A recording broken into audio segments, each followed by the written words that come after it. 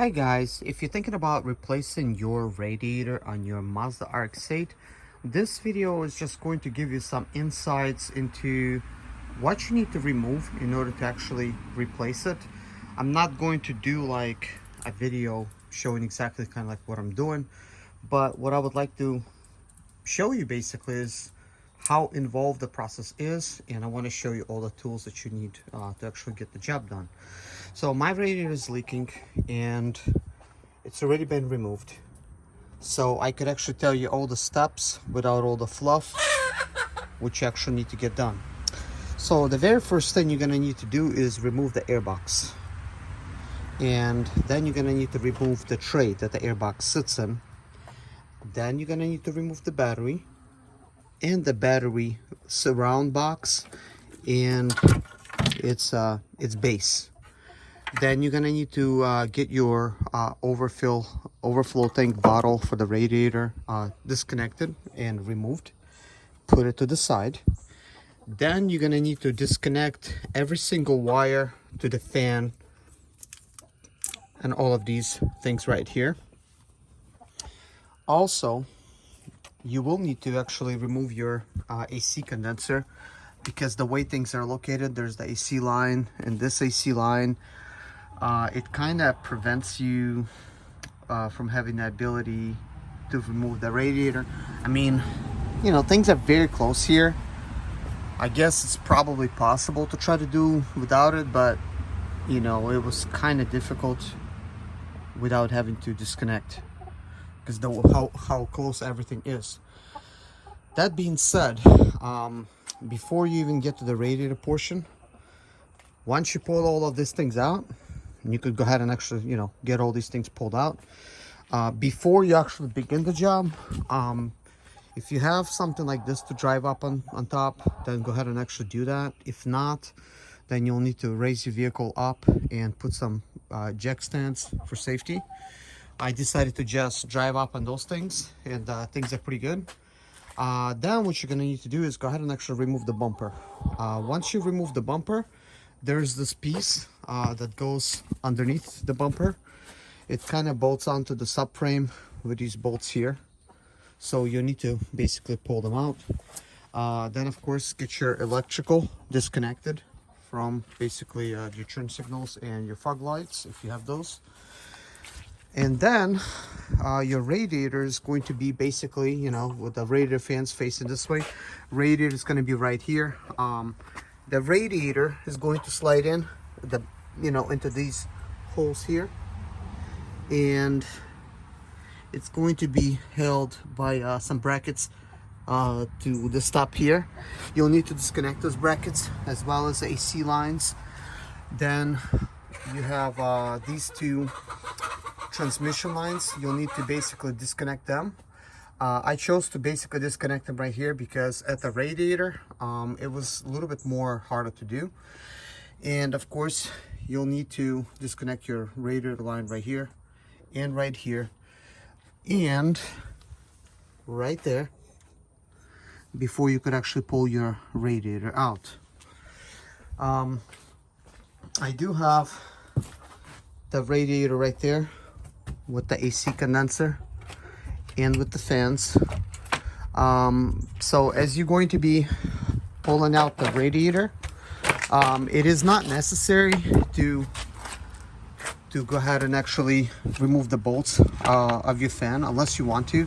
I went ahead and actually done that, but you could just leave that in place and just pull it out together like this with the bolts being there. I just removed mine. This is what I was talking about. At first I was going to try to disconnect these transmission lines like right here, but it was not enough space for me to get a good grip on them, so I decided to just disconnect them right there. So that's the transmission lines. So now once I bring my racing radiator that I want to use, I'm going to go ahead and actually install all of these components as they're supposed to be, like this AC fan, stuff like that. But the reason I'm replacing this radiator, first of all, you can see there's a lot of that going on, and that's like very loose. So my radiator was actually leaking at the top, somewhere over there. Doesn't even matter. It's pretty old, 2004, so it's a good time to replace a radiator with a racing one. So let me show you what I bought. So I bought a racing radiator from eBay. I believe I paid like 150 bucks. It's by Speed Daddy. There's the address. Looks like they're in Texas. Let me go ahead and open it up. All right, guys, I got the radiator out. It was actually packaged really nicely. This box is completely just nicely packaged. But anyways, that being said, here's what I did not expect. So here's the transmission lines right there. There is no transmission lines right there. So this is definitely something I did not plan on. As far as these things, what is that thing? Broken up? What? I don't remember breaking that off. I don't believe I broke off. So it looks like this was actually broken. That way it was actually sitting there. I did not actually realize because it was hidden. Yeah. So that's not cool. Let me see. Oh, look at that.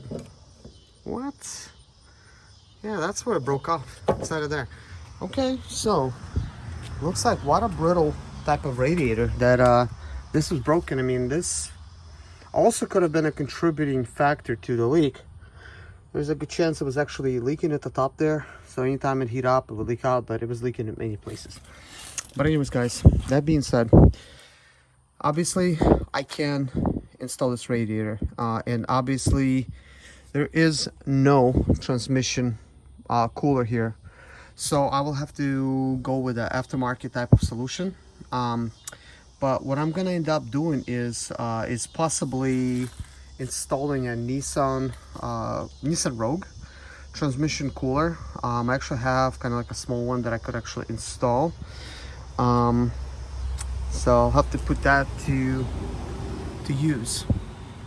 But let's see if everything else fits. So we have the fan here.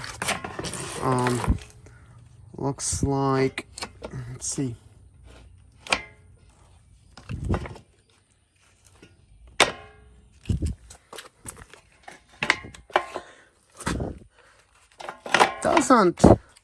Doesn't quite line up perfect, but you know, I could make this work. This isn't a big deal with the fans.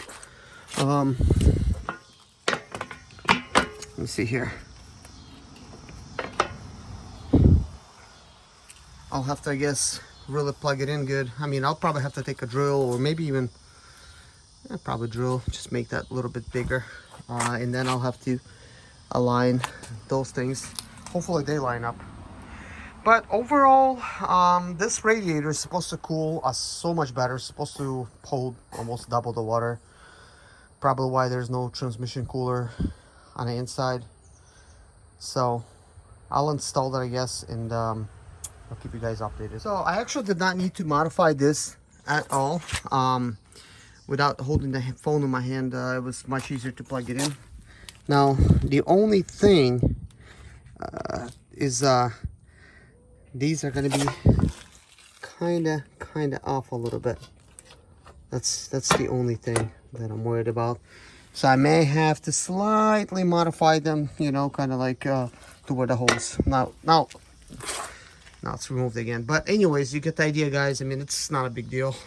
All right, guys, I do want to say that I successfully was able to bolt everything up without having the need to do any customizations whatsoever. I first needed to very slightly attach this one, and then kind of had to work with pulling out the radiator just a little bit, and then it went right in. So that's not bad. And I think for the rest of it, I mean, if I really want to, I could just probably use like a hammer to bend it in if that's even necessary, but it's not.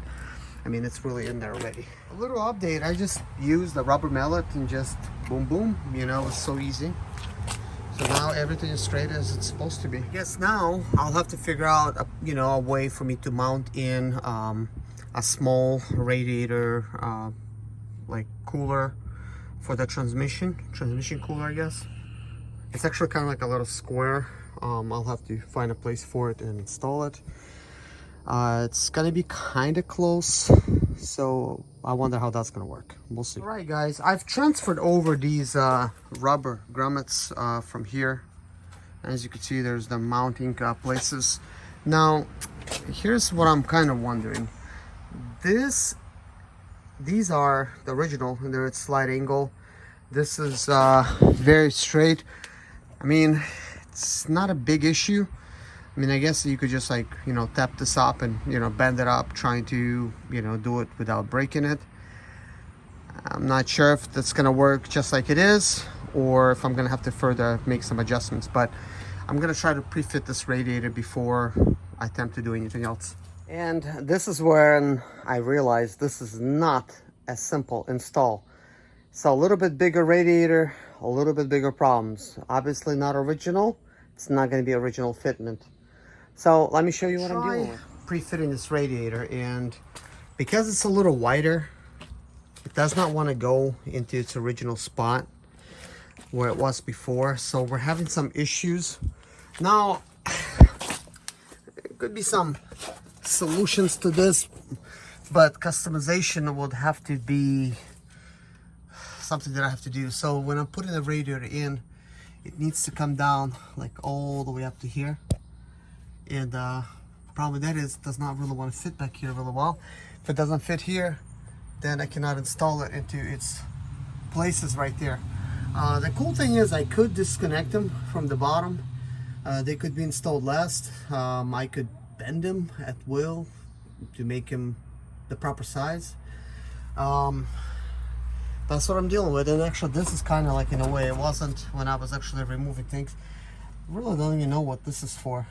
There's really too many tubes like that right there. It is some kind of thing to relieve water, I guess, where the computers sit. And this, just way too many things to I've installed the original radiator, and when I say installed, I just basically you know, put it in here.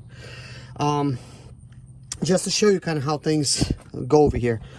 You got that transmission line sticking up right there, and with the rubber lines, it would hook up over there and stuff like that. But that's not what I want to show you. So when you're putting it in, you have to put this front portion in first. And you could kind of see how close everything is back here. Right there. And when this sits here, it sits kind of flush, you know, pointing straight down. And then these things are at a slight angle. And that radiator, it's not how it is. And of course, these insert over there. And then it's being held. So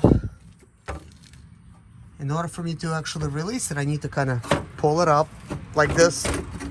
Pull it up, and now that it's an old radiator, I'm not worried about dropping it. You know, kind of like that. It's not the same for the other one. I think I'll actually have to remove the brackets to try to then realign things, and I'll see if I could, you know, get it to work originally. But I need to think about these here, because that's not gonna work. I'll have to probably bend it. You know, guys, if you're trying to install a custom radiator, this video is probably gonna give you some ideas what you're gonna run into, especially if you haven't done it before. If you've done it before, you're probably not watching this video. But anyways, this is the brackets that hold the radiator in place. So you have one of them that bolts down over there, and then, you know, so on and so forth. So on the original design, this is how it would be, like that, you know. So it would insert, and then it could be held. But over here, you can't even put it in, you know. So it will have to be a different way to attach this radiator. So I have to come up with my own bracket system. So there's definitely many challenges to this thing. So this is just one of them. I'll probably have to remove the original grommets and I don't know, like figure out where to go from there. But perhaps they could be bented. So the very first thing I'm gonna attempt to do is just bend them. They're aluminum, so I'll try pliers first. So I got these things bent a little bit. So as far as the angle, I'm not really worried about. It's pretty easy to bend them with pliers.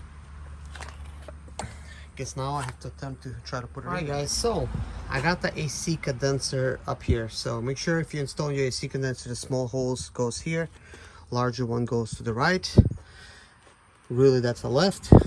If you're thinking about the driver's side, this is why that's the left, that's the right. So, you know, with everything installed, I mean, there is some leeway as far as that goes. I did bend them, so they did fit now, because they did not want to even fit anywhere close to that, but that kind of looks okay now. The only thing is, will I be able to install everything the way it is? But right now, that's not the only thing I have, you know, I'm worried about, but it's definitely the most important thing, because I still need to find a solution for a different transmission radiator situation. So yeah, that's what I'm dealing with. So I'm gonna try to. Hey guys, got good news. Look at this. The radiator's in. I did not even need to really adjust anything. All I had was better gloves, which protected my hands from all of this stuff. And then I tried to get this thing as snugly as possible to the top, and then getting this thing to the bottom. Now I can't, you know, get these things quite, you know, sitting there that good, but that's just really easy adjustments, you know, to the left or to the right, you know, with that lever. I mean, that's a lot easier than having to do some custom brackets and stuff. So wanted to use a little light. So now we're looking at this type of situation. Gosh. So anyways, let's try this again. This should be slightly to the right. I can't move it a bit. This should be slightly to the right. Apparently, somehow, you know, these things are a little bit further apart, which could be an issue, but not an issue. I mean, I could just basically just, I mean, if this is what it takes, I'm just going to drill a hole here and just tap myself a self-tapping type of screw. That's going to really solve that issue. I'm not even going to really worry about that. But I think once I get this thing adjusted and get, you know, well, that was adjusted, maybe things will actually fall in line just a little bit better. But I'm not really worried about that just yet, because there's a good chance I'll have to pull this radiator. This is why I'm not going to really get everything adjusted just yet. So, you know, that being said, I'm wondering if I could maybe swap these things out to make it easier for me, but I doubt that's really going to do that. I mean, I could see the bolt locations the way they are. It's really designed like that because this metal bracket is designed to go in that hole. There isn't a hole. I mean, I could technically use the old hole, you know, for that little thing. It's really unnecessary, but actually I'm liking this thing a lot, because it's really working out much better than I suspected. So what I really want to see is once I do install this radiator kind of like in its place, let's see. Well, there's a radiator hose. I kind of tucked the thing out of the way now. It's slightly in the way, but it's okay. You know, no biggie. What I'm really wondering is how much room do I have to install that radiator cooler, and where should I really put it? Because I do have one, and There's not a lot of room here, to be honest with you guys. And I really don't want to install one in front of the fans. This is not a good design for cooling this engine, believe it or not, guys, because everything's really being blocked off here. I think one of the better ways to increase the cooling would be to relocate the battery to the trunk, to basically just run a straight pipe here into this type of setting, and probably just put in a filter over here on the end, you know. That's probably something that I'm gonna look into. I mean, for now, I'm just gonna put things back as they are, but I think, you know, going forward, I think this is gonna be a pretty good option, because the way things are here is just, what is it really blowing? I mean, it's just, there's a box here, boom, hits the box. There's a box there, hits the box. There's really no way that these radiator fans could cool the engine. Now, correct me if I'm wrong, guys. I mean, is this radiator fans designed to cool the radiator? This might be what it's actually designed to do. It might be cooling the radiator. Therefore, they don't need to be facing an engine because they're not really cooling an engine. But yeah, because this would make a little bit more sense, you know, with this current setup. Because I've seen people where they actually relocated this stuff, but now I'm thinking, if I do that, I mean, yeah, some extra wind could get, you know, through these things and could get through. But if the fans are coming on and they're blowing that way, I mean, that's really counterintuitive, because there's not going to be really that much air coming to the engine anyways, unless you install some kind of other fan here to cool your engine down. But I do believe that that's the design. It's designed to cool the radiator. That's what it's designed to do. Yeah. But anyways, that noise out of the way. I am thinking, a plausible type of situation, I could probably use this area to put my transmission cooler, because here's the battery. I think just too tight here. But I will attempt to do anything. I mean, maybe with some longer lines, I could even stick the puppy in here. Could probably do that. Let me see here.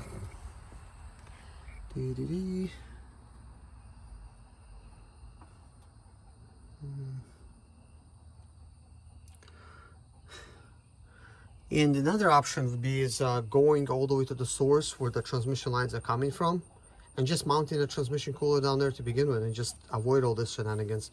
Just mount it to the body somewhere. So I'm gonna actually take a look at that option, see if we have that option. All right, guys. So what you're looking at is the transmission lines right there, and they're going down there, and my car is not that high for me to really get anywhere else. But I mean, it is possible, from what I could see, that possibly I would have to perhaps cut the lines in half. You know, hopefully I don't have to butcher things, but cut it in half and then mount a radiator cooler somewhere at the bottom. But before I attempt to do all that, I'm first gonna see if radiator cooler will work in this. Gosh, when I'm in tight places, I say things the wrong way. Not radiator cooler, that transmission cooler. That's now something that I'll have to think about, because we don't have one with this radiator currently. So I'll have to work something in like that.